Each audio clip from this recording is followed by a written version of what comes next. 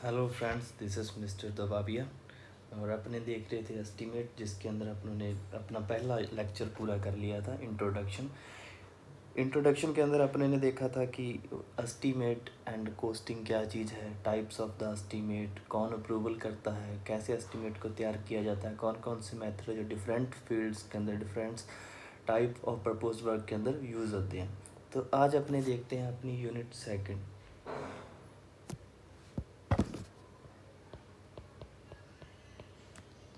जिसका नाम है स्पेसिफिकेशंस।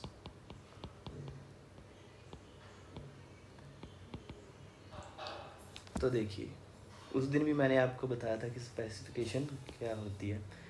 तो देखिए, स्पेसिफिकेशन का मतलब होता है कि आइटम्स के बारे में डिटेल्ड में जानकारी, पूरी डिटेल के अंदर आइटम्स के बारे में जानकारी कि कौन सी आइटम कैसे यूज़ होगी, कितनी यूज़ होगी। फॉर एग्जांपल, अगर आप फाउंडेशन के अंदर M20 ग्रेड की कंक्रीट यूज़ कर रहे हैं तो उसकी जो थिकनेस होगी 20 सेंटीमीटर से ज़्यादा नहीं होगी, DPC इतनी होगी। तो ऐसी चीज़ें हैं जिनको अपने में इसके अंदर स्पेसिफिकेशन के अंदर देखते हैं कि किस एरिया की कितनी वैल्यू होगी, फ्लोरिंग के लिए कितनी वैल्यू होगी, अपने एक्सकवेशन वर्क के लिए कितनी वैल्यू होगी। तो हर चीज़ के बारे में स्पेसिफिकेशन का मतलब है कि हर चीज़ के बारे में डिटेल में पता करना, एक एस्टीमेट को बनाने में, एस्टीमेट को प्रिपेयर करने के लिए। तो पहले देखते हैं इसका इंट्रोडक्शन की स्पेसिफिकेशन होती क्या है।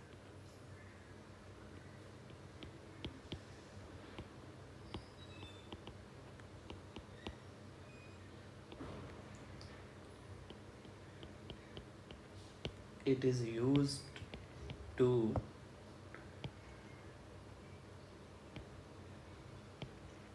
detailed description of work which required for estimating। कि ये डिटेल डिस्क्रिप्शन के काम आती है जो अपने एस्टीमेट के अंदर चाहिए।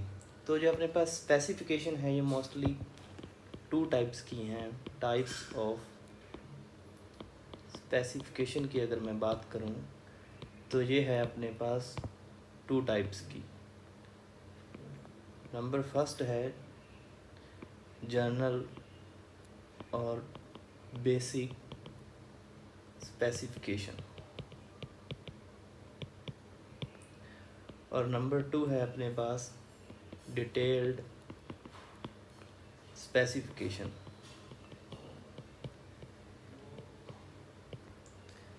तो देखिए, जनरल और बेसिक स्पेसिफिकेशंस के नाम से पता चल रहा है कि इसके अंदर अपने उस स्पेसिफिकेशंस को देखेंगे जो जनरली किसी वर्क के अंदर यूज़ होती है। लाइक प्लिंथ एरिया की वैल्यू कितनी होनी चाहिए, उसके बारे में, मतलब जो बेसिक्स वर्क्स हैं उसके बारे में जो अपने पता करते हैं उसे बोलते हैं बेसिक और जनरल स्पेसिफिकेशन। और डिटेल्ड स्पेसिफिकेशन अपने जो वो हैं अपने एक कॉन्ट्रैक्ट का ही पार्ट है। मान लीजिए कि कौन सी आइटम कितनी चाहिए, मटेरियल का क्या टाइप होगा, प्रिपरेशन कैसे करेंगे आइटम की, क्या प्रोपोर्शन होगा। प्रोपोर्शन मीन्स कि कौन सा मटेरियल यूज़ करेंगे, कितनी रेशो में यूज़ करेंगे, लाइक कौन सा कंक्रीट का ग्रेड यूज़ करेंगे। तो फुल डिटेल के अंदर देखते हैं उसे बोलते हैं डिटेल्ड स्पेसिफिकेशन। और जो जनरल और बेसिक वर्क्स के अंदर यूज़ होती हैं उसे हैं बोलते हैं अपने जनरल और बेसिक स्पेसिफिकेशंस। तो हेडिंग लगाइए जनरल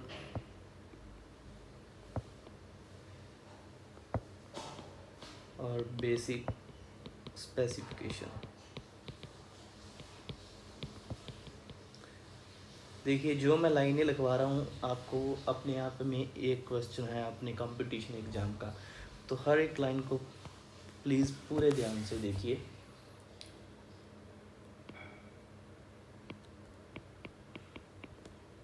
इट गिव्स इंफॉर्मेशन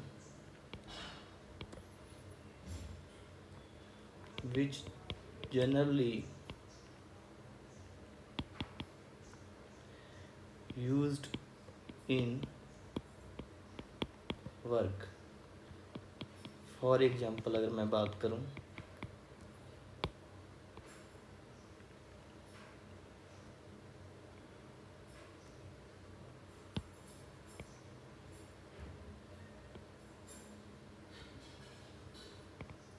तो देखिए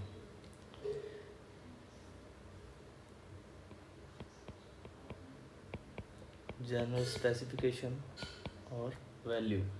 तो जो अपने पास प्लिंथ एरिया होता है उसकी वैल्यू होनी चाहिए 150 मीटर स्क्वायर जैसे। तो किस में होगी वैल्यू? मीटर स्क्वायर के अंदर एरिया की। इस प्रकार से ये है अपने पास जनरल स्पेसिफिकेशन। और अगर बात करें डिटेल्ड स्पेसिफिकेशन की,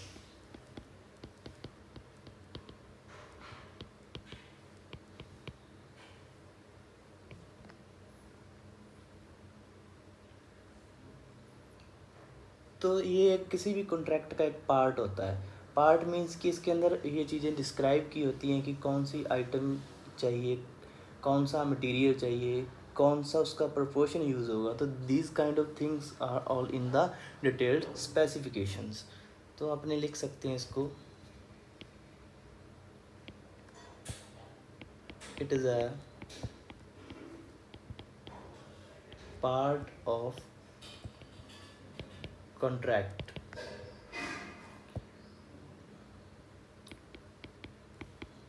in this specify the items, material, type, preparation of item, proportion of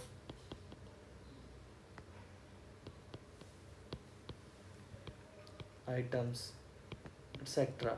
तो आप समझ गए होंगे आपकी जनरल और बेसिक स्पेसिफिकेशन के अंदर क्या आता है और डिटेल स्पेसिफिकेशन के अंदर क्या चीज़ आता है। देखिए अगर इसकी मैं एग्जांपल की बात करूं,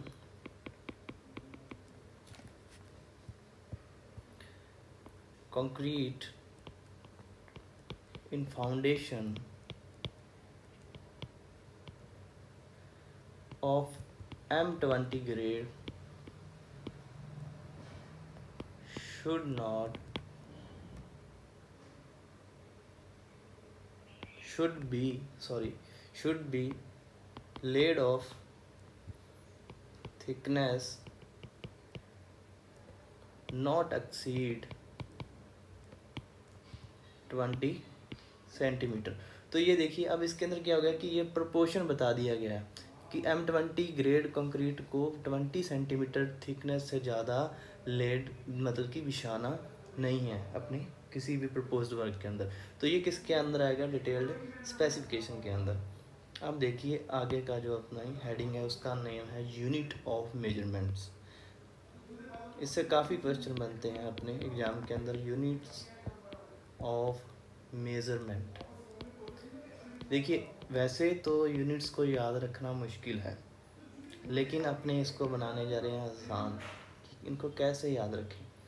तो मैं आपको 3-4 लाइनें लिखवा रहा हूँ पहले, और उसको देख के उनको ध्यान में रख के आपको रट्टा लगाने की ज़रूरत नहीं पड़ेगी, आपको समझ में आ जाएगा कि कौन से वर्क को किस यूनिट के अंदर रखना है। तो अब सबसे पहले अगर मैं बात करूँ मास वर्क्स और volume work,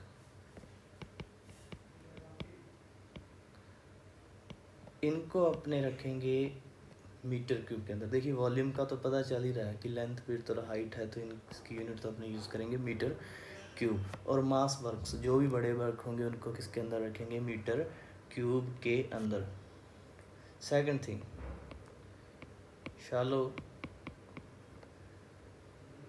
and thin sections,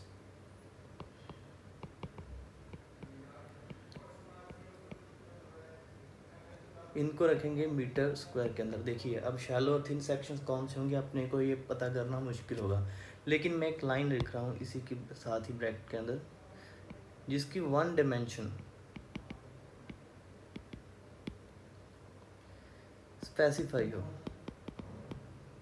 वो आएंगे अपने शैलो एंड थिन सेक्शन के अंदर। और उसके अंदर अपने जो यूनिट ऑफ मेजरमेंट होगी वो होगी मीटर स्क्वायर, मतलब कि एरिया को एक तरीके से वो शो करेगी।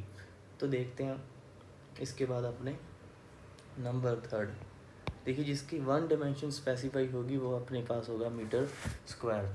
लाइक कोई ट्रेंच हो गया जिस, है ना, तो उसके अंदर अपने पास विड्थ होगी, उसकी डेप्थ होगी, सॉरी उसके अंदर अपने पास उसकी डेप्थ होगी, तो एक 1 डायमेंशन उसकी स्पेसिफाई है, तो उसको अपने मीटर स्क्वायर के अंदर रख सकते हैं।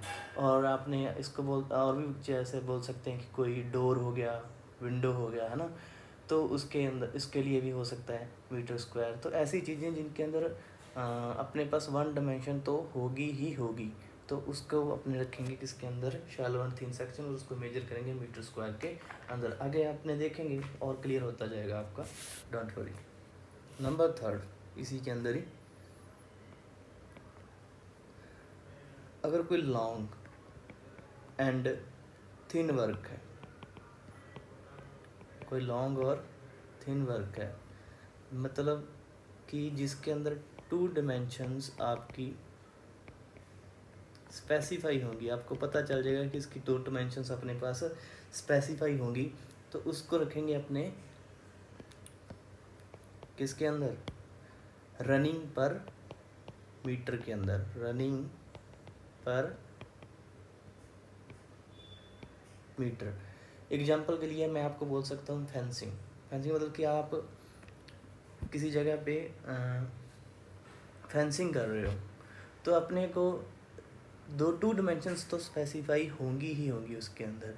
फर्स्ट थिंग इज़ दैट कि अपने पास उसका डाया क्या होगा, जो अपने फेंसिंग यूज़ कर रहे हैं उसका डाया, उसके अंदर जो उसकी थिकनेस है, जो उसका डाया है वो होगा, और लॉन्ग कितनी लंबाई तक अपनी उसको यूज़ कर रहे हैं, तो उसकी लेंथ, तो ये आ जाएगी अपनी रनिंग पर मीटर के अंदर। और लास्ट अपने देखते हैं जो पीस वर्क होते हैं, और जहाँ कह सकते हो आइटम्स वर्क, उसको अपने रखेंगे नंबर्स के अंदर। तो ये कैसे हो सकते हैं, मान लीजिए किसी बिल्डिंग यूनिट के अंदर आप फैंस लगा रहे हो, तो फैंस को रखेंगे आप पीस वर्क और आइटम वर्क्स को। These kind of things are in the piece work और आइटम वर्क्स। फॉर एग्जांपल अगर मैं बात करूँ तो फैन, और इसके अंदर भी आप एग्जांपल लिख सकते हैं कि आपको थोड़ा ध्यान रहे कि 2 डायमेंशंस किसकी होंगी, तो फेंसिंग वर्क होगा जैसे। तो जी अब बनाते हैं अपने टेबल, और एक एक आइटम को कवर करते जाते हैं, और अपना क्लियर होता जाएगा कि कौन सी आइटम की कौन सी यूनिट ऑफ मेजरमेंट होगी। तो चलिए बनाते हैं टेबल, बनाइए आप भी अपनी कॉपी पे।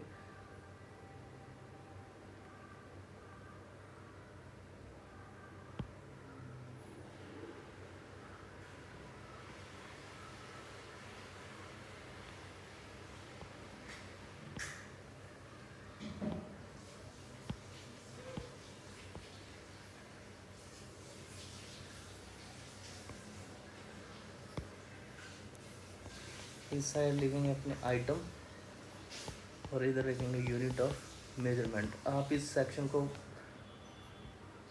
30% रखिएगा कंपेयर टू आइटम्स, मतलब इसके अंदर सिर्फ यूनिट आएगी, तो ये इतना एरिया कवर नहीं करेगा आपका।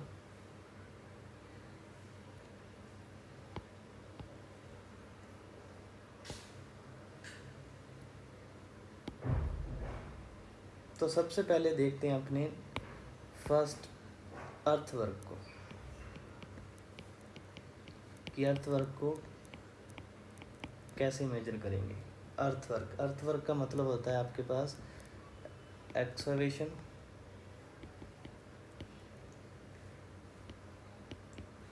मतलब कि फिलिंग करना, मतलब किसी चीज़ को फिल करना, सॉरी एक्सकवेशन का मतलब आपका खुदाई करना, और कटिंग, फिलिंग, बैंकिंग, ये सारी चीज़ें आती हैं आपकी अर्थवर्क के अंदर, और इसको मेजर किया जाता है मीटर क्यूब के अंदर। ये आ गया ना आपका मास वर्क, तो ये किसके अंदर आ जाएगा आपके पास, मीटर क्यूब के अंदर। बट इसके अंदर 2-4 चीज़ें हैं जो कि मीटर स्क्वायर और मीटर के अंदर आती हैं, उनको देखते हैं क्या। मान लीजिए आपको दे रखा है सरफेस ड्रेसिंग और सरफेस लेवलिंग, सरफेस ड्रेसिंग और सरफेस लेवलिंग, सरफेस ड्रेसिंग और सरफेस लेवलिंग। ये क्या चीज़ है?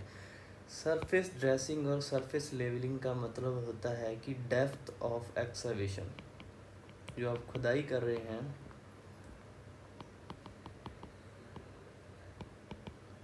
अगर वो अपने पास 30 सेंटीमीटर से कम है, किससे? लेस देन 30 सेंटीमीटर, तो उसे बोलते हैं अपने सरफेस ड्रेसिंग और सरफेस लेवलिंग, एक तरीके से सरफेस को लेवल करना। तो ये आता है अपने पास मीटर स्क्वायर के अंदर। देखिए वैसे तो जो अर्थवर्क का काम है वो आता है मीटर क्यूब के अंदर, मतलब कि वॉल्यूम के अंदर। बट जो सरफेस ड्रेसिंग है या सरफेस लेवलिंग है, मतलब कि जो अपने पास depth of excavation less than 30 centimetre, this is in the unit of measurement in meter square. The unit of measurement of surface dressing and surface leveling is in the meter square. Next, इसी के अंदर ही अब अपने earthwork को ही देख रहे हैं, earthwork को डिटेल में देख रहे हैं कि वैसे तो अर्थवर्क का जो अपना मीटर क्यूब के अंदर आता है, लेकिन some are the cases in which in the metre square. चलिए नेक्स्ट देखते हैं इसी के अंदर। अगर ट्रेंच है, मैंने ऊपर भी बताया था कि ट्रेंच मतलब कि अपने पास वन डिमेंशन स्पेसिफाई है, कि जहाँ तो विड्थ दे रखी होगी, जहाँ आपको डेप्थ दे रखी होगी। तो देखिए अगर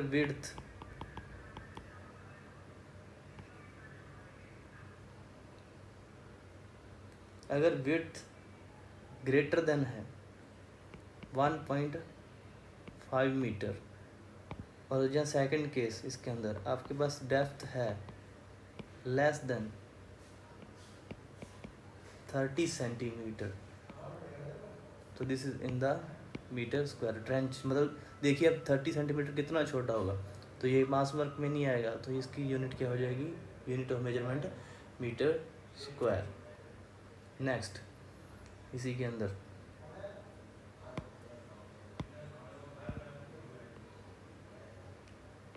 नोट लगा के लिखिए आप, एक इम्पॉर्टेंट नोट है, मैं इसको पूरा क्लियर में समझाऊंगा, पहले लिख लीजिए। इन एक्सावेशन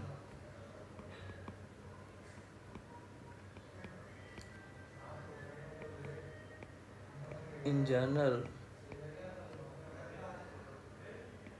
लेट एंड लिफ्ट, दो वर्ड हैं, lead and lift, is 30 centimetre and 1.5 30 metre and 1.5 metre is consider, कि एक्सावेशन के अंदर जर्नी लेट एंड लिफ्ट को 30 मीटर और 1.5 मीटर कंसीडर किया जाता है, कि लेट को किया जाता है 30 मीटर और लिफ्ट को किया जाता है 1.5 मीटर। तो देखिए लैंड एंड लिफ्ट होता क्या है उसके बारे में देखते हैं। सबसे पहले देखते हैं लैंड।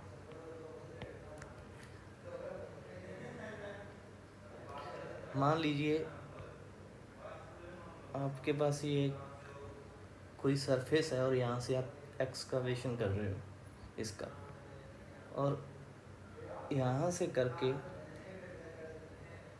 ये आपके पास एक एरिया है, यहाँ आप इसकी फिलिंग कर रहे हो, कि यहाँ से तो आप कर रहे हो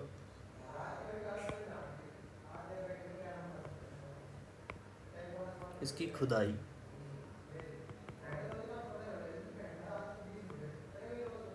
और इस जगह आप कर रहे हो फिलिंग। तो देखिए ये क्या होगी, आपके पास एक तरीके से इन दोनों के बीच में हॉरिजेंटल डिस्टेंस, ये आपके पास होगी हॉरिजेंटल डिस्टेंस। तो लेड को होती है अपने पास हॉरिजेंटल डिस्टेंस, कि एक जगह से एक्सकवेशन और सेकंड जगह पे फिलिंग करना क्या होता है अपने पास लेड, और ये होती है हॉरिजेंटल डिस्टेंस। अगर मैं लिफ्ट की बात करूँ, आप जो मतलब आपके नोट्स के अंदर बनाएंगे तो आप इसी एरिया के अंदर ही इसको जो ये वाला एरिया है इसी के अंदर ही लिफ्ट कर देना। मेरे पास स्पेस है तो मैं इसलिए यहाँ पे बता रहा हूँ आपको लिफ्ट। देखिए लिफ्ट का मतलब वैसे भी पता है अपने पास, जो अपने बिल्डिंग्स के अंदर लिफ्ट यूज़ होती हैं वो हमेशा वर्टिकल ही यूज़ करते हैं अपने, है ना। तो इससे अपने को आइडिया रह जाएगा कि जो अपनी लिफ्ट होती है वो होती है अपने पास वर्टिकल डिस्टेंस। क्या होती है? Vertical distance. लेकिन ये एक्चुअल फील्ड में होती कैसे, मैं उसके बारे में आपको क्लियर कर देता हूँ। मान लीजिए ये आपके पास एक एरिया है और ये है आपका ग्राउंड लेवल, ये आपका ग्राउंड लेवल। तो यहाँ से अपने मिट्टी को लिफ्ट करके और इस जगह ढेर लगा रहे हैं एक मिट्टी का, ठीक है।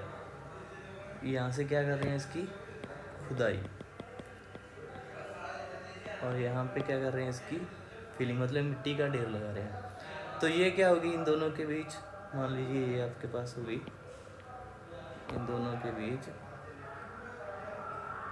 वर्टिकल डिस्टेंस, जो मतलब जहाँ तक आपने खुदाई कर ली है, और ये तो ये हो गया आपके पास lift.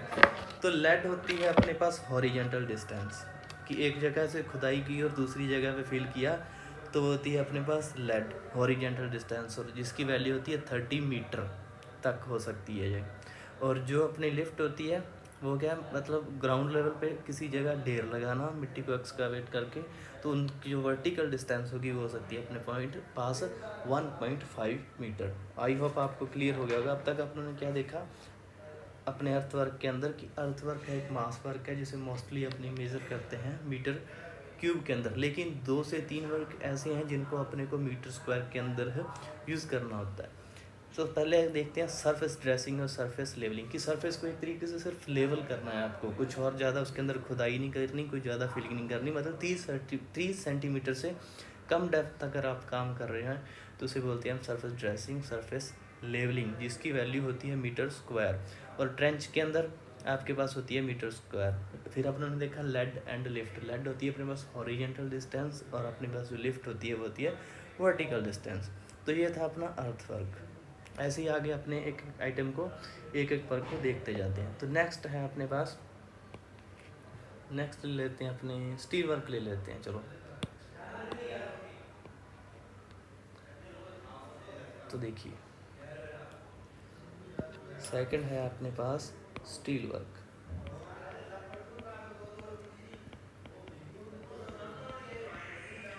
Steel work, steel work को मेजर किया जाता है, थोड़ा आपको भी ध्यान होगा, इसके अंदर होता है वजन, तो इसको मेजर किया जाता है क्विंटल के अंदर। किसके अंदर मेजर किया जाता है इसको? क्विंटल के अंदर, याद रखिएगा। तो इसके अंदर 1 से 2 चीज़ें हैं जो मैं आपको और बता देता हूँ। सबसे पहले बात करते हैं अपने डेंसिटी ऑफ स्टील की। अगर डेंसिटी ऑफ स्टील, तो डेंसिटी जो होती है अपने पास स्टील की वो होती है, याद रखिएगा, ये काफ़ी बार पहले पूछी हुई है, 7850 किलोग्राम पर मीटर क्यूब। किलोग्राम पर मीटर क्यूब, केजी में यूनिट आ गई ना क्विंटल के अकॉर्डिंग, तो 7850 किलोग्राम पर मीटर क्यूब। अगर मैं बात करूँ in general area of steel, in general area of steel वो होता है अपना 0.6 से 1% ऑफ टोटल एरिया। 0.6 से 1% of total area. Next B, weight of steel in per metre.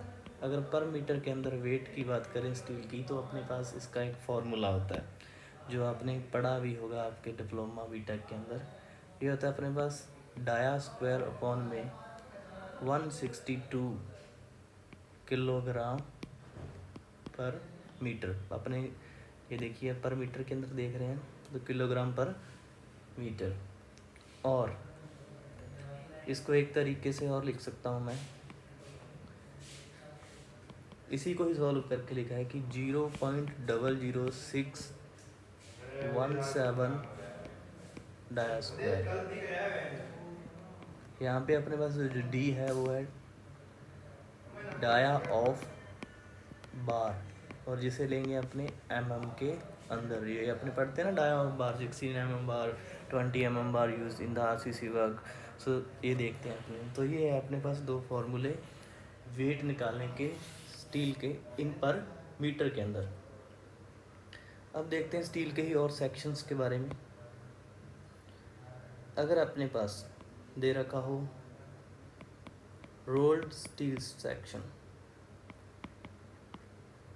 Rolled steel section का मतलब होता है, आपने पढ़ा होगा T section, I section, L sections, इस तरीके के सेक्शंस होते हैं जो ये होते हैं अपने रोल्ड स्टील सेक्शन।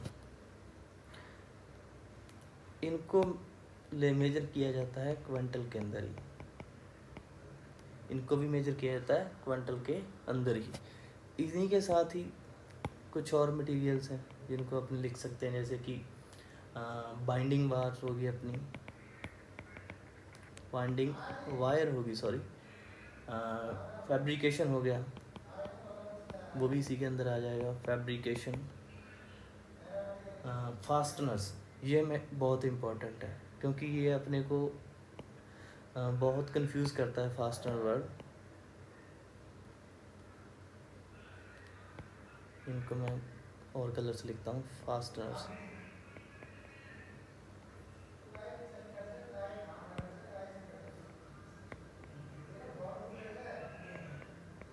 फास्टनर्स होते हैं अपने पास बोल्ट हो गया, रिवेट हो गई, होल्ड फास्ट हो गई। तो देखिए ये है इम्पोर्टेंट, क्योंकि अपने को देखने में ऐसा लगता है कि ये आइटम्स के अंदर आएंगे, लेकिन ये ऐसा नहीं होता। ये किसके अंदर आएंगे मैं वो भी बताता हूँ आपको। वायर, नेटिंग, और आपका आयरन रूफ, ये सारी चीज़ें आएंगी आपके पास क्विंटल के अंदर। तो ध्यान रखिएगा, इसके अंदर बहुत ही इम्पोर्टेंट है फास्टनर के बारे में। यहाँ से क्वेश्चन बन सकता है कि फास्टनर को मेजर किया जाता है, मेजरमेंट यूनिट ऑफ फास्टनर है तो है वो है quintal, not in the items. तो इसको याद रखिएगा। अभी अपने आगे देख रहे हैं इसी के अंदर ही अपने आयरन के, मतलब जो अपना स्टील वर्क है उसी के अंदर ही जो रोलिंग शटर हो गए, अपने विंडोज़ होगी, डोर्स हो गई, तो इनके अंदर क्या है, इनको अपने इनको मेजर करते हैं अपने मीटर स्क्वायर के अंदर, क्योंकि इनके बारे में अपने पास एक डिमेंशंस ही अपने पास स्पेसिफाई होती है, लाइक कि इतनी थिकनेस का अपने को डोर एंड विंडो चाहिए, तो इतने की अपनी प्लाईवुड होगी। तो ऐसी चीज़ें होगी जो सारी ये अपने पास होती हैं मीटर स्क्वायर के अंदर। तो इनको लिख लेते हैं अपने कौन कौन सी चीज़ें होंगी जो स्टील के अंदर क्विंटल के अंदर ना हो के मीटर स्क्वायर के अंदर होगी। तो देखिए अपने पास है आयरन का गेट हो गया, आपका आयरन गेट, रोलिंग शटर हो गया,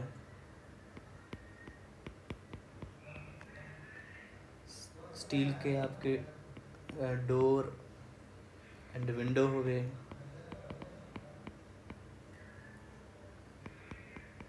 आयरन ग्रिल होगी आपकी, GI शीट्स, ये इम्पोर्टेंट है, GI शीट्स ये भी आपके पास किसके अंदर होती हैं, मीटर स्क्वायर के अंदर।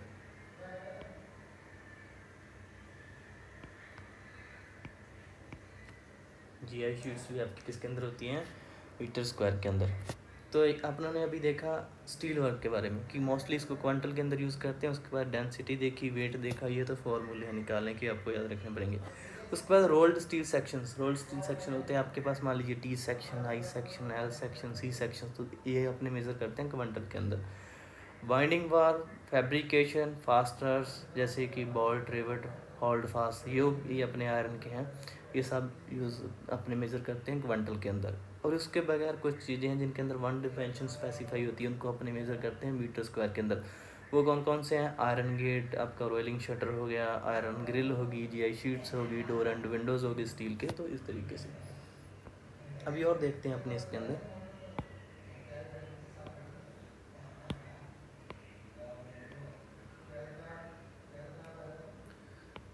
और इसके अंदर आ जाता है आपका कास्ट आयरन की रीइंफोर्समेंट आपकी, वायर फेंसिंग। वायर फेंसिंग का मैंने आपको एग्जांपल लगाया था स्टार्टिंग के अंदर ही कि इसके अंदर वन डिमेंशन स्पेसिफाई होती है, सॉरी टू डिमेंशन स्पेसिफाई होती है अपने पास। तो इसको किसके अंदर रखते हैं अपने? रनिंग पर मीटर। तो किसके अंदर होती है? रनिंग पर मीटर। कौन कौन सी चीज़ें? अपने कास्ट आयरन रीइंफोर्समेंट और वायर फेंसिंग।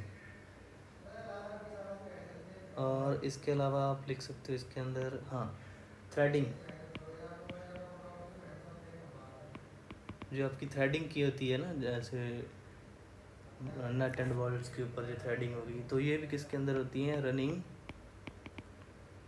पर मीटर के अंदर, आपकी mm और सेंटीमीटर के अंदर होती है। तो ये है आपके पास स्टील का ध्यान रखने का, और याद करने में आपको कोई दिक्कत नहीं आएगी आई होप, क्योंकि अगर आप यूज़ करोगे माइंड को अपने को कि इसके अंदर कौन सी वन डिमेंशन यूज़ हो रही है, कौन सी टू डिमेंशंस, तो आपको हो जाएगा। और इसके अंदर फास्टनर्स को आपको ज़रूरी याद रखना है कि उसका मेजर किया जाता है क्वांटल के अंदर। यहाँ से क्वेश्चन बन सकता है आपका। नंबर 3, कंक्रीट वर्क की बात करूँ अगर, ये तो सभी इंजीनियर हो, आप जानते हो कंक्रीट का, तो आपको इतना हार्ड नहीं लगेगा। कंक्रीट वर्क तो देखिए, जो भी आपकी आरसीसी, पीसीसी, लाइम कंक्रीट, जो भी कंक्रीट होती हैं वो सारी आपकी आ जाती हैं मीटर क्यूब के अंदर, क्योंकि ये होता है mass concrete work. RCC reinforcement cement concrete, PCC plain cement concrete आपकी, CC lime concrete, precast concrete,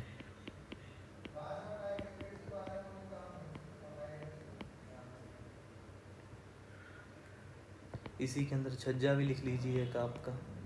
ये सारी चीज़ें आती हैं आपकी किसके अंदर? मीटर क्यूब के अंदर। नेक्स्ट, इसको पहले ही इम्पोर्टेंट लगा लीजिए, आपका डीपीसी वर्क। किसका वर्क? डीपीसी का वर्क आपका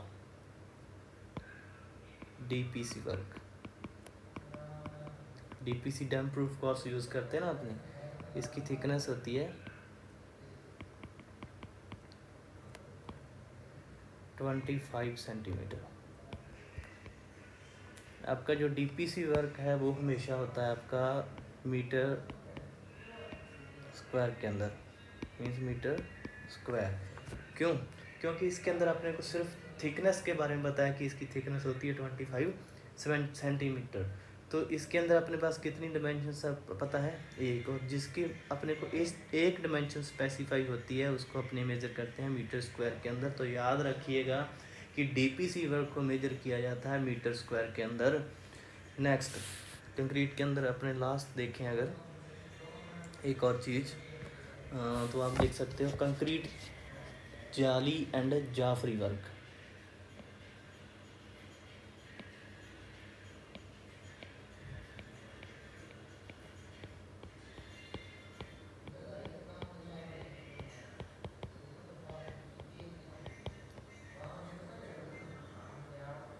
कंक्रीट जाली एंड जाफरी वर्क आपका, तो ये भी आपका होता है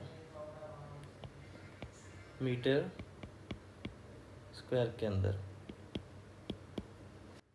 तो आपने देखा कंक्रीट का जाफरी एंड जाली वर्क भी किसके अंदर आता है? मीटर स्क्वायर के अंदर। ये कंफ्यूज मत हो जाना कि जाली एंड जाफरी क्या चीज़ होती है।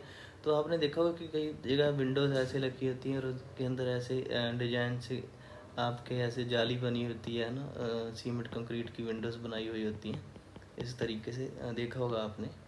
तो मोस्टली अपने जैसे कि कई जगह किले वगैरह के अंदर ये चीज़ें यूज़ की होती हैं।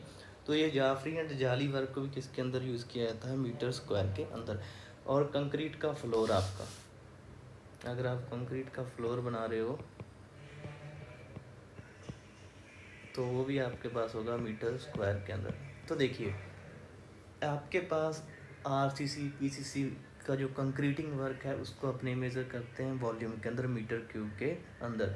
याद रखिएगा बहुत ही इम्पोर्टेंट, डीपीसी वर्क उसको रखते हैं अपने मीटर स्क्वायर के अंदर मेजर करते हैं। बहुत ही बार ये आपसे क्वेश्चन पूछा हुआ है कि डीपीसी वर्क को अपने मेज़र करते हैं, तो मेज़र करते हैं किसके अंदर, मीटर स्क्वायर के अंदर।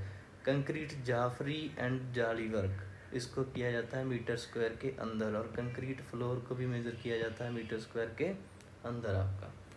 नेक्स्ट देखते हैं अपने प्लास्टरिंग के बारे में। प्लास्टर यूज़ करते हैं अपने वॉल्स को उसकी अपीयरेंस इंक्रीज़ करने के लिए। तो उसके बारे में देखते हैं कि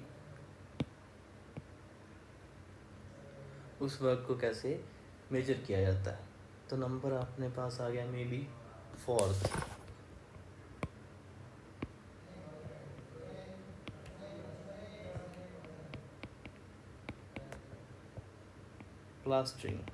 प्लास्टर। तो देखिए प्लास्टर को किसके अंदर मेजर करेंगे, आपको देख के ही पता चल गया होगा कि इसके अंदर अपने पास क्या है, ओनली वन डायमेंशन ही स्पेसिफाई है। तो इसको अपने मेजर करेंगे मीटर स्क्वायर के अंदर।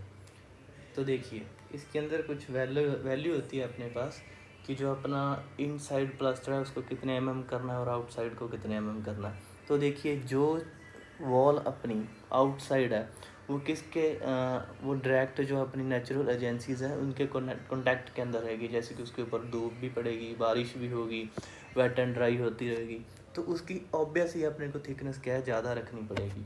तो देखिए अगर मैं बात करूँ इनसाइड की, तो इनसाइड प्लास्टर की जो थिकनेस होती है वो होती है अपने पास 12 तो आउटसाइड की क्या होगी, ज़्यादा होगी, तो आउटसाइड की हो जाएगी आपके पास प्लास्टर 20 और किसके अंदर मेजर करेंगे, अपने मीटर स्क्वायर के अंदर मेजर करेंगे इसको। नेक्स्ट इसमें इतना ही है अपने पास, थोड़ा आगे और देखेंगे बाद में। इसके अंदर है ब्रिक वर्क। इसके बाद 5th नंबर अपना ब्रिक वर्क। तो ब्रिक वर्क को भी मेज़र किया जाता है मीटर क्यूब के अंदर। आपने बहुत बार सुना होगा कि 1 मीटर क्यूब के अंदर कितनी ब्रिक्स आती हैं, तो 500 ब्रिक्स। तो उससे आप आइडिया लगा लो कि इसको मेज़र किया जाता है, आपका ब्रिक वर्क को भी मेज़र किया जाता है मीटर क्यूब के अंदर।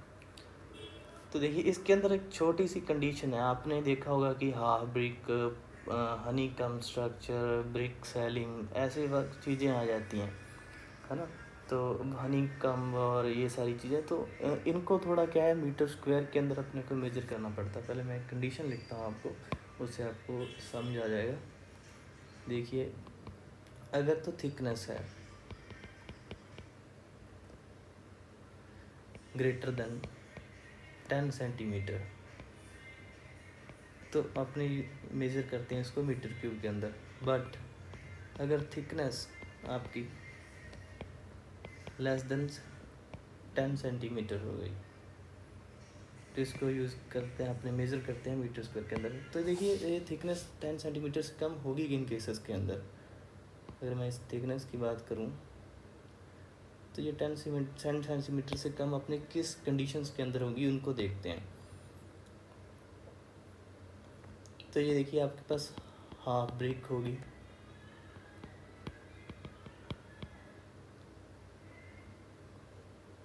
Half brick work,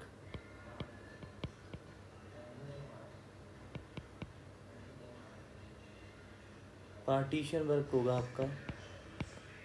half brick work होता है आपके पास, आप अपने सिंपल लैंग्वेज में बोलते हैं 5 इंच की चुनाई, है ना। तो ऐसी चीज़ें, ये हाफ ब्रिक वर्क हो गया, पार्टीशन वर्क हो गया, हनी कम ब्रिक हो गई, हनी कम ब्रिक्स, सेलिंग। हनीकम ब्रिक होती है आपके पास इस तरीके से, देखिए कंफ्यूज होने की ज़रूरत नहीं है, इस तरीके से आपने देखी होंगी होलो ब्रिक्स। तो ये होती है आपके पास हनीकम ब्रिक्स। तो इनको मेजर किया जाता है मीटर स्क्वायर के अंदर। देखिए वैसे तो जो आपका ब्रिक वर्क है उसको मेजर किया जाता है मीटर क्यूब के अंदर, लेकिन जो एक कंडीशन है कि अगर थिकनेस किसी ब्रिक वर्क की 10 सेंटीमीटर से कम है तो उसको मेजर करेंगे मीटर स्क्वायर के अंदर। तो याद आपसे क्वेश्चन ऐसे पूछेगा कि हाफ ब्रिक वर्क को मेजर किया जाता है तो आपको बताना होगा मीटर स्क्वायर के अंदर, पार्टीशन वर्क मीटर स्क्वायर है ना। तो हनीकम स्ट्रक्चर जो आपकी है, हनीकम आप ब्रिक्स वर्क कर रहे हो तो उसका में क्या होगा मीटर स्क्वायर के अंदर। वैसे जनरली किस में है मीटर क्यूब के अंदर। नेक्स्ट नंबर 6,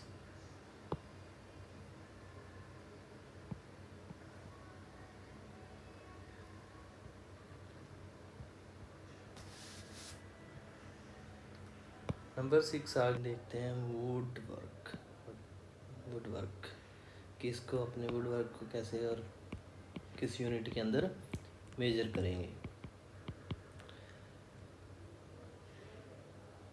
तो देखिए वैसे तो जो अपना वुड वर्क है, जो window frame, door frame, rafter, beam, roof traces है ना, ये सारी चीज़ें अपने करते हैं मीटर क्यूब के अंदर। देखिएगा एक चीज़ याद रखिएगा कि जो विंडो एंड डोर अपनों ने स्टील के सेक्शन के स्टील वर्क के अंदर पड़े थे उसको अपने मीटर स्क्वायर के अंदर लिया था, लेकिन यहाँ पे अपने फ्रेम्स की बात कर रहे हैं कि जो विंडो फ्रेम है, डोर फ्रेम है, राफ्टर है, बीम है, रूफ ट्रेसेस है ना जो वुड की, उन सबको मेजर किया जाता है आपका मीटर क्यूब के अंदर। तो कौन कौन सी चीज़ें जो वुड वर्क के अंदर है आप लिख लीजिएगा, आपको काम आएंगी। विंडो फ्रेम का विंडो फ्रेम हो गया, डोर फ्रेम हो गया, राफ्टर हो गया, बीम हो गया, आपके रूफ ट्रसेस हो गए वुड के। तो इन सब चीज़ों को अपने मेज़र करते हैं मीटर क्यूब के अंदर। इसके अंदर आपका window shutter, door shutter,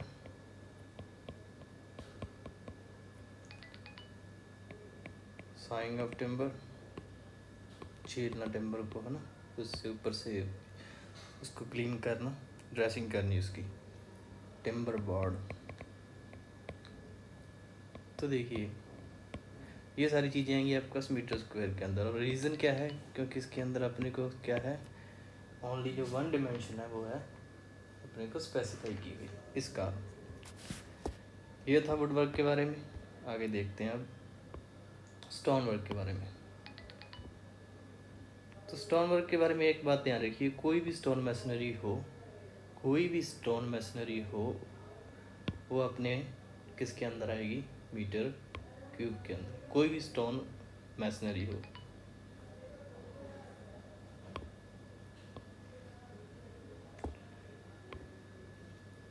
seventh number है ये अपना स्टोन वर्क।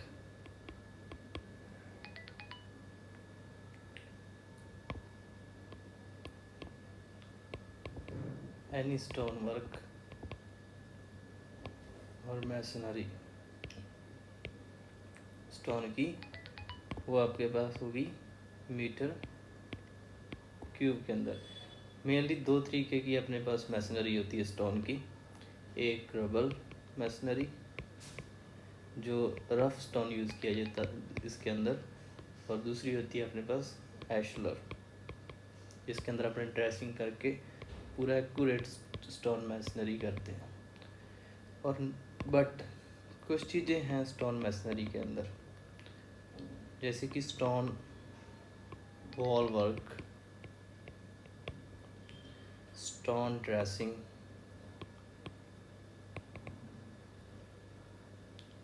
सनशेड, स्टोन छज्जा और शेल्फ्स। तो देखिए याद रखने का तरीका ये है कि कोई भी जो स्टोन का मैसनरी या वर्क होगा वो आएगा मीटर क्यूब के अंदर, और जो बाकी वर्क बचते हैं स्टोन के वो आएंगे किसके अंदर, मीटर स्क्वायर के अंदर। नेक्स्ट देखते हैं अपने फ्लोरिंग के बारे में। 8 नंबर है अपना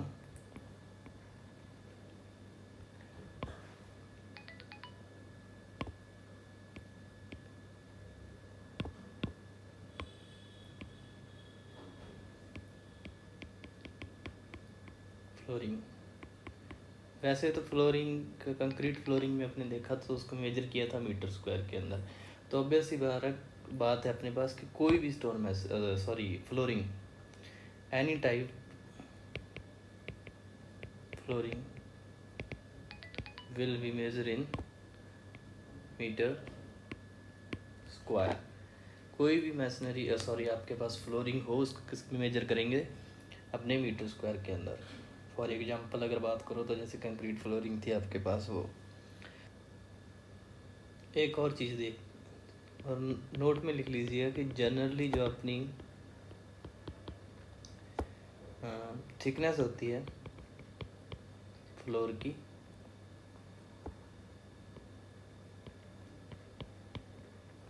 वो होती है आपके पास 25 से लेके 50 mm तक। तो ये था फ्लोर के बारे में। इसको मेजर करते हैं अपने मीटर स्क्वायर के अंदर। नेक्स्ट देखते हैं। अब बचे हैं अपने पास कुछ अदर वर्क के मेजरमेंट्स, कुछ एक्स्ट्रा वर्क हैं जो हम इसको अदर वर्क्स भी बोल सकते हैं, उसके मेजरमेंट्स के बारे में देखते हैं। तो देखिए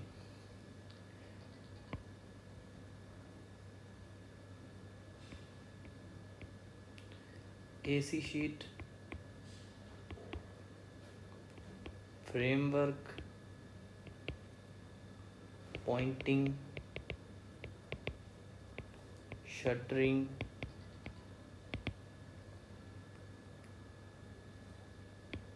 वाइट वॉशिंग, कलरिंग, पेंटिंग, दांदो, द स्टैम्पर और सेंटरिंग, ये सारी चीज़ें मेजर की जाती हैं मीटर स्क्वायर के अंदर। एसी शीट क्या होती है अभी थोड़ी देर में बात करेंगे। फ्रेमवर्क के बारे में आपको पता है, वाइट वॉशिंग के बारे में पता है। इसमें से आपको पॉइंटिंग, वाइट वॉशिंग, ये दोनों याद रखने हैं क्योंकि इससे क्वेश्चन काफ़ी बार बन चुका है और अपने को इसके बारे में पता होना चाहिए। तो इन चीज़ों को मेजर किया जाता है मीटर स्क्वायर के अंदर। जितनी भी इलेक्ट्रिक आइटम्स हैं, जो जैसे कि फ़ैन हो गए, स्विच बोर्ड्स हो गए, इन सब को मेजर किया जाता है पॉइंट और नंबर्स के अंदर। और लास्ट बचा है अपने पास मेजरमेंट के अंदर स्कर्टिंग, कॉर्नाइस, इसको इम्पोर्टेंट लगा लेना भाई, cornice, string course, drip course,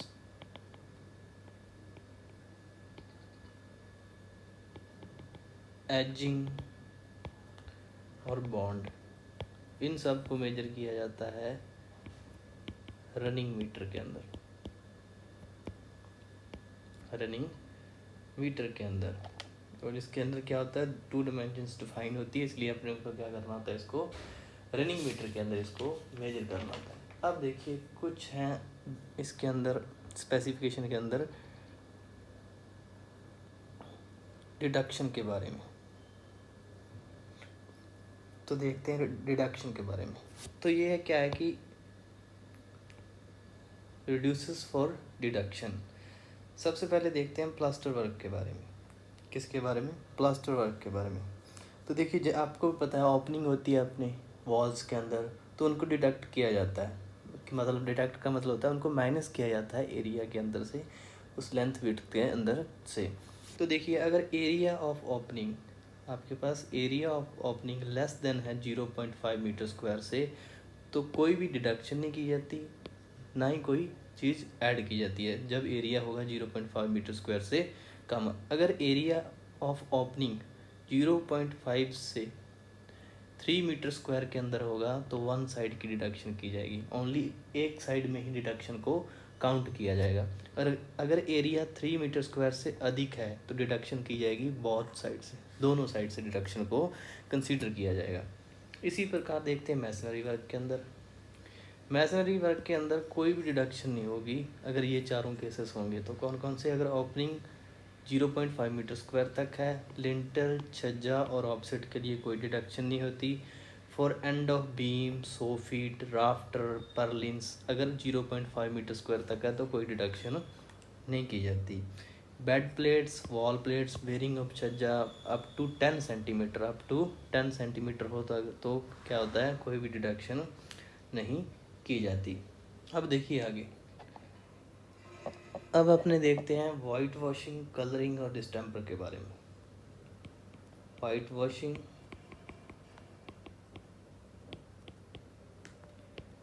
colouring and distemper.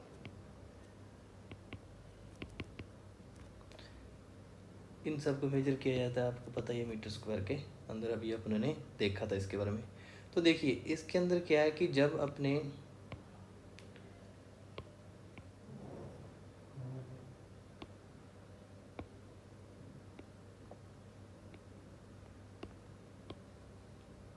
White washing, colouring and distemper करते हैं किस पर? AC sheet plus GI sheet. AC sheet और अगर जीआई शीट पे अपने क्या करते हैं? कलर करते हैं, डिस्टेम्पर करते हैं या वाइट वॉशिंग करते हैं तो क्या हो जाता है? एरिया इंक्रीज हो जाता है। इसका कारण देखते हैं क्या है। तो देखिए एसी शीट्स कुछ इस प्रकार से होती हैं और आपकी जो जीआई शीट है वो भी कुछ इस प्रकार से। देखिए अगर ये प्लेन एरिया हो तो ये एरिया रहेगा नॉर्मल, लेकिन इसी एरिया को मैं इस प्रकार से कर दूं तो ये क्या है? एरिया आपका इंक्रीज हो जाएगा। तो ये रीज़न है कि इन तीनों के लिए जीआई और एसी शीट के लिए एरिया आपका इंक्रीज हो जाता है। अब देखते हैं कि ये एरिया कितना इंक्रीज होता है इसके बारे में और इसको कैसे अपने फाइंड करेंगे। तो let's check.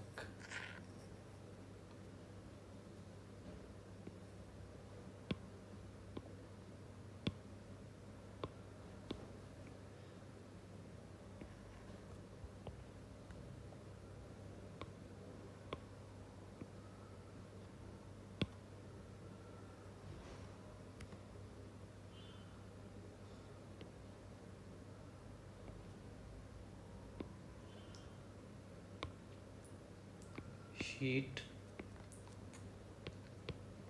Area increased, multiple constant और टू साइड मल्टीपल कांस्टेंट अगर दोनों साइड हो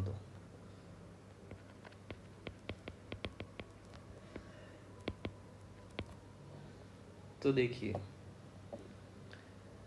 सबसे पहले बात करते हैं अपने जीआई शीट के बारे में, जो कुछ इस प्रकार से होती है। इसके अंदर एरिया इंक्रीज होता है बाय 14%। इसके अंदर एरिया कितना इंक्रीज होता है? 14%। आपको सिर्फ वन मल्टीपल कांस्टेंट याद रखना है, टू साइड का अगर पूछे तो आपको इसको डबल कर देना है। अगर एसी शीट की बात करें तो ये भी कुछ इस प्रकार होती है शेप में। इसमें एरिया इंक्रीज होता है 20% और इसके अंदर मल्टीपल कांस्टेंट होता है 1.20, तो इसका डबल कर देंगे तो टू साइड का आ जाएगा। एसी शीट, ये दोनों जो एसी शीट थी आपके पास,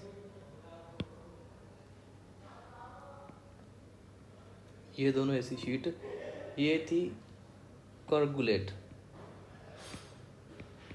शीट और ये है सेमी कोगुलेट। मीन्स कि ये कुछ इस शेप में होगी। पूरी सर्कुलर नहीं होगी ऊपर से। इसके अंदर जो इन्हें एरिया इंक्रीज होता है वो होता है 10%, और इसका मल्टीपल कांस्टेंट है 1.1, तो डबल में इधर क्या हो जाएगा 2.2। तो ये था कि वाइट वॉशिंग और कलरिंग और डिस्टेम्पर जब आपने करते हैं एसी और जीआई शीट पर, तो इसका क्या हो जाता है, एरिया इंक्रीज हो जाता है। तो आपने देखा ये इसके मल्टीपल कांस्टेंट थे, सिर्फ आपको सिंगल के याद रखने हैं, डबल में इसको डबल कर देना है। नेक्स्ट देखते हैं बेंट अप बार के बारे में।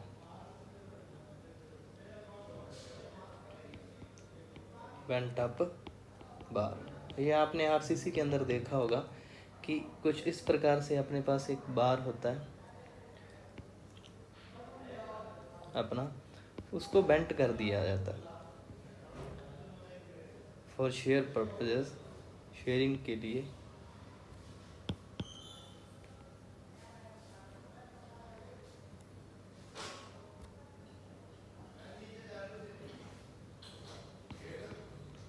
मान लीजिए इसकी ये L1 लेंथ है और इसको किसी थीटा एंगल पे बेंट अप कर दिया। तो अपने को इसके अंदर एक ही चीज़ पता करनी होती है कि इसकी बेंट अप लेंथ क्या होगी। तो बेंट अप लेंथ का पता करने के लिए क्या होगा, एक तो एक्चुअल लेंथ आ जाएगी जो आपकी L1 है, प्लस जितना बेंट किया गया है जो कि है एडिशनल लेंथ। एडिशनल मीन्स ये वाली लेंथ आपकी, इसके बारे में। तो देखिए एडिशनल लेंथ का क्या हिसाब किताब होगा यहाँ पे, तो कुछ नहीं, इसके अंदर जितना थीटा होगा उसकी एडिशनल लेंथ की वैल्यू अपने को गिवन है, जो अपने को याद करनी पड़ेगी। तो देखते हैं, अगर मैं एक साइड थीटा लिखूं, इसको टेबल फॉर्म में देख लेते हैं।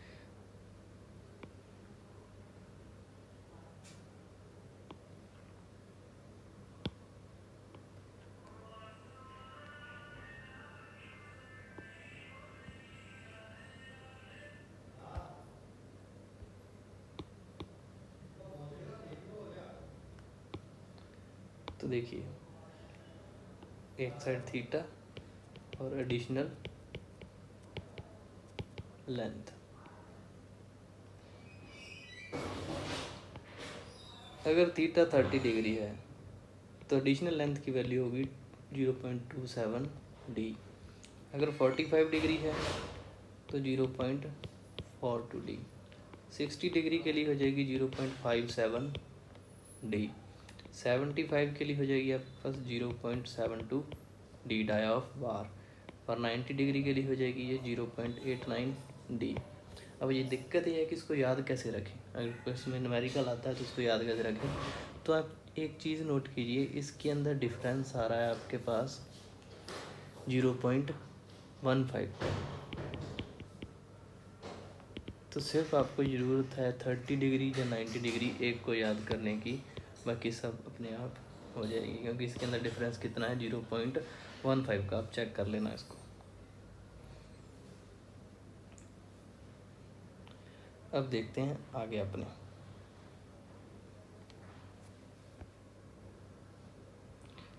अभी अपनों ने बेंट ऑफ बार देखा, इसको क्रैंक लेंथ भी बोल देते हैं, ये भी थोड़ा ध्यान रखना। इसके बाद देखते हैं बार बेंडिंग शेड्यूल। कुछ नहीं, इसके अंदर सिर्फ इसके नाम से ऐसे लग रहा है, पता नहीं क्या होगा।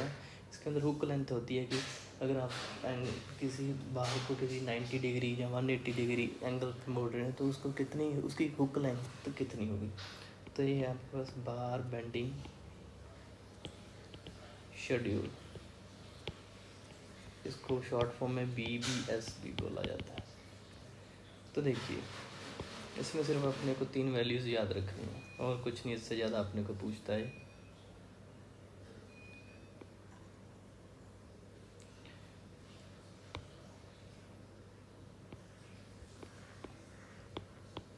एंगल ऑफ बेंडिंग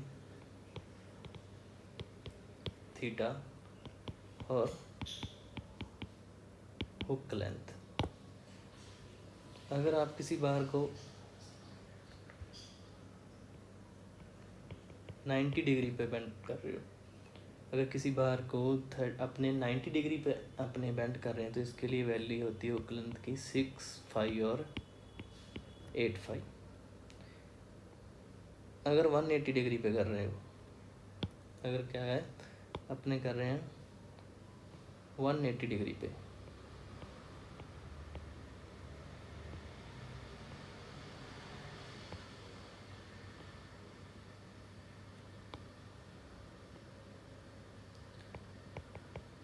तो इसके लिए हो जाएगी 9.5 हुक लेंथ।